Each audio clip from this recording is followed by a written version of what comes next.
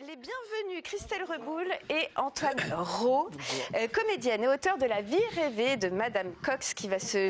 Hélène Cox. Elle a un prénom. Hélène. Pourquoi je dis Madame Hélène. Mais c'est fou depuis le départ en plus. Ça y est, puni.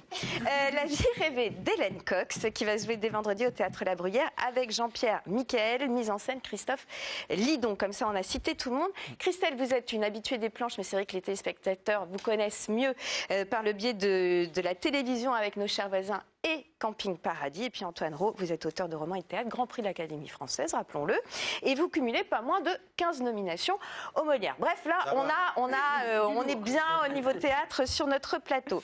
Une nouveauté, une création que nous n'avons pas vue, et pour cause, puisque ça démarre vendredi. L'histoire d'Hélène que vous interprétez. Hélène qui, comme beaucoup, rêve sa vie, la rêve un peu plus, la fantasme. C'est aussi une affaire de couple, une histoire de couple. Comment terminer mes phrases, puisque nous ne l'avons pas vu. Ah, tiens, un défi. Ah, vous ne saviez pas où j'allais, hein. Je vous voyais très inquiète, l'œil qui frise. Il y avait un reportage. Non. Après, on va voir. Alors, Écoutez, voilà, vendredi c'est la première, donc on est en pleine répétition, en plein filage. Donc en pleine appréhension aussi, mais cette Hélène, oui, elle rêve sa vie, elle rêve l'homme, elle n'arrive pas vraiment à aimer l'homme tel qu'il est. Je pense que c'est toute une quête en fait, peut-être toute une vie pour arriver à, je dirais, au noyau des choses, à la vérité des choses. Il faut éplucher ce fameux oignon, comme disait Claudel. Oui, c'est une femme qui cherche le grand amour. C'est l'exploration de l'imaginaire d'une femme en quête du grand amour. Et en fait, dans une société, je crois qui est la nôtre, dans laquelle il y a une espèce d'obsession de l'amour. Il faudrait un amour parfait, un amour toujours parfaitement réussi. Même si la perfection, elle est dictée la perfection par, n'est pas de ce monde, voilà. Mais on est dans un monde comme ça qui cultive quand même des images de la réussite, des images du bonheur parfait, des images de la jouissance sexuelle aboutie et qui comble complètement. Et donc cette femme, elle est nourrie de tout ça et elle a finalement une vision d'un amour idéal qu'elle recherche, un amour fantasmé, nourri de ces images un peu stéréotypées. Alors qu'elle fait l'expérience, qui est très humaine, d'un bel amour, mais d'un amour avec ses imperfections, avec ses faiblesses, etc.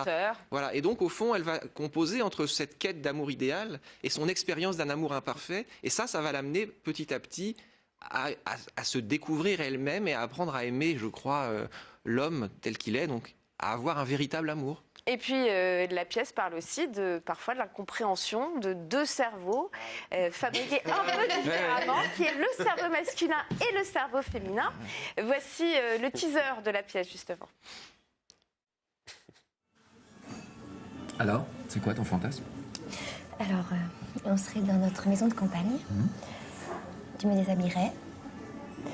Tu mettrais du vert sur mes seins, du bleu sur mes fesses. Et quand il y aurait la fenêtre qui serait ouverte et le jardinier me verrait et il ne pourrait pas détacher son regard de mon corps. Et quand il m'aurait complètement peinte, on ferait l'amour sous l'œil du jardinier. Ça te choque? Pas du tout. À toi alors, vas-y. Alors, on se connaîtrait pas, mais tu viendrais en consultation au cabinet. Il y aurait mon assistante, mais pas Muriel, hein, non, une inconnue grande, blonde, avec des talons. Nue sous sa blouse. Oui, et un petit nœud papillon tatoué au-dessus des fesses. On me vendrait les yeux. Et on te déshabillerait, mais pas complètement. Hein. Tu garderais tes grandes bottes en cuir et on s'occuperait de toi tous les deux. Quoi? Rien. T'es choqué? Non, T'es sûr? Quoi alors? j'ai pas de bottes en cuir. Oui, petit malaise. Il n'y a que deux conduites dans la vie, où on la rêve, où on l'accomplit. C'est une citation de René Char. Ça pourrait être le sous-titre aussi un peu de la pièce. Oui, pourquoi pas. Entre autres, oui. C'est-à-dire qu'il faut la vivre avec ses rêves, mais savoir que ses rêves ne sont jamais la réalité. En même temps, la dichotomie de cette femme, c'est ça, c'est que si on vit uniquement dans un désir de perfection absolue, évidemment, on est toujours déçu. Donc il faut vivre aussi le quotidien. Leur quotidien, d'ailleurs, c'est un enfant qui pleure, qui braille, qui est malade, un chien qui aboie. Leur quotidien, c'est un quotidien. C'est un quotidien. C'est une vision assez pessimiste ou pas? Ah non, je pense qu'au bout du compte, dans cette histoire, c'est une vision relativement optimiste, puisque c'est un couple qui apprend à s'aimer. Donc c'est presque d'une certaine façon, dans la réalité, c'est un conte de fées. Et vous renoncez un peu à vos rêves. Et vous renoncez un peu à vos rêves, quand même, pour... Je pense que au fond, peut-être que la réalité est bien plus fascinante que le rêve, que notre rêve. C'est ça, je pense que la pièce dit, c'est que malheureusement, enfin, et par notre éducation, par effectivement la société, par plein de choses, on est aspiré vers des idéaux sans cesse.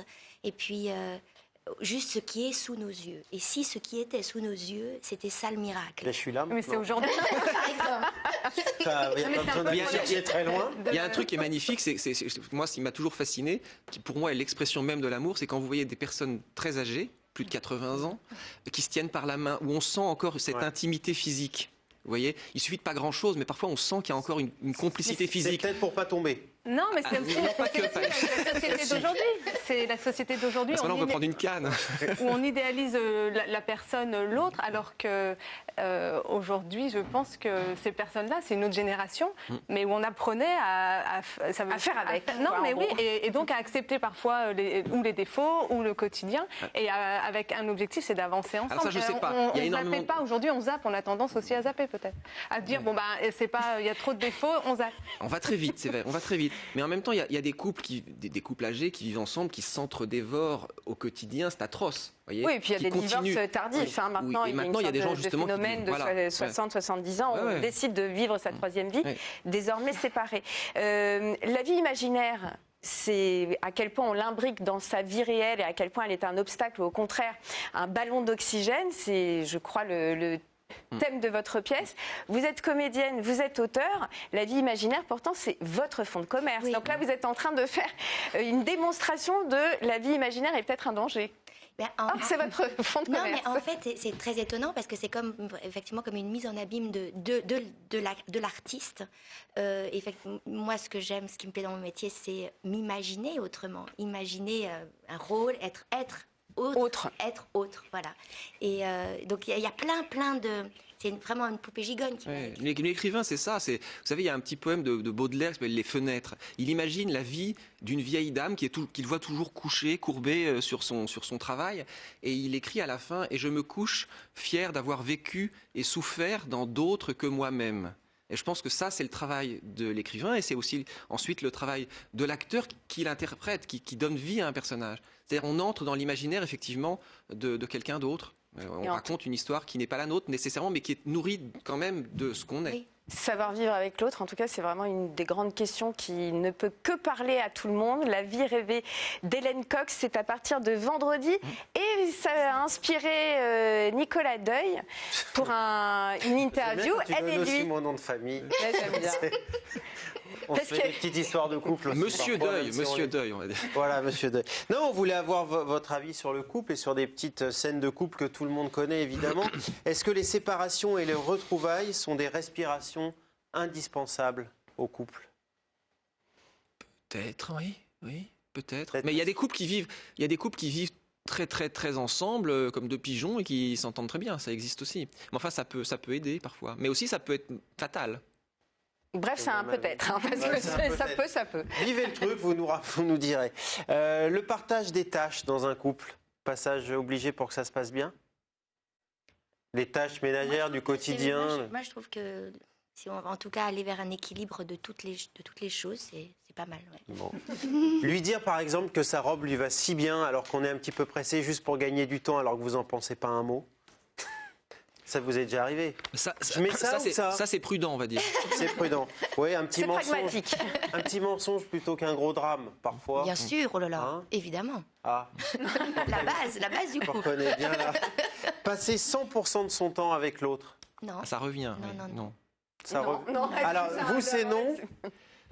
Bah, moi, je vis beaucoup avec la personne avec qui je vis, mais en même temps, chacun a ses activités. Donc, je vis beaucoup dans mon monde imaginaire, justement. Donc, je sais Bah pas. Oui, moi, on Bah vit oui. pas Vous toujours. arrivez à Non, vous non, évader. tu ne vis On s'évade, et puis la nuit, À la nuit, faut ouais.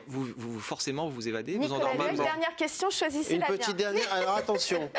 Peut-être celle-là d'ailleurs. Quel est le remède pour vous à ce satané quotidien? Le dialogue, l'humour, les surprises ou la tromperie? Les 3 L'humour. premiers. L'humour, le dialogue Ça, c'est encore de la prudence, ne pas citer le et des quatrième. Bravo. surprises. Bon, bah voilà, on en sait un peu plus. Ben voilà, La vie rêvée d'Hélène Cox au théâtre La Bruyère. Merci à vous, Antoine Rau et Christelle Reboul. La vie rêvée d'Hélène Cox, qui est Madame Cox, mais qui s'appelle Hélène en fait. Hein. Donc c'était au théâtre La Bruyère. Dernière question, on y va en couple ou on n'y va pas en couple? En couple, Ouais. surtout. Oui, oui, oui. Et on Surtout- peut revenir seul. On peut revenir seul, Non, non, on Non. revient plus fort. amoureux, plus amoureux, Plus plus fort. fort. plus amoureux, et même si on est dans un couple qui va mal, je ne parle pas de moi car je ne suis pas en couple, mais on peut venir vous voir quand même. Évidemment. Ah oui, mais il Au faut venir contraire. aussi célibataire. Ah bah oui, Ah bah en oui. fait il faut venir. Il Quoi. faut venir, de 7 à 77 Si on doit ans. conclure, c'est bien ça. Bon, ben, très bien. Merci beaucoup à tous les deux.